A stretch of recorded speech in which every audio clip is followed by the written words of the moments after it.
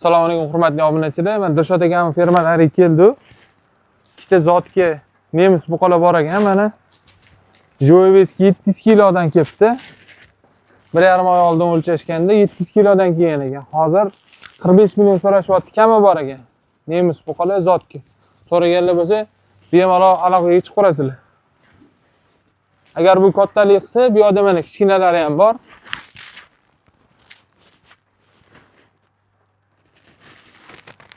Nemis gibridlari ham bor ichida mana.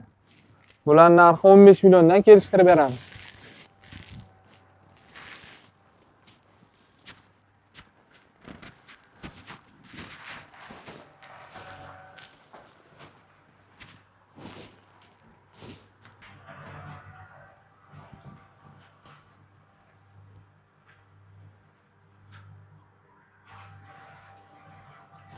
Buzoq shakilli.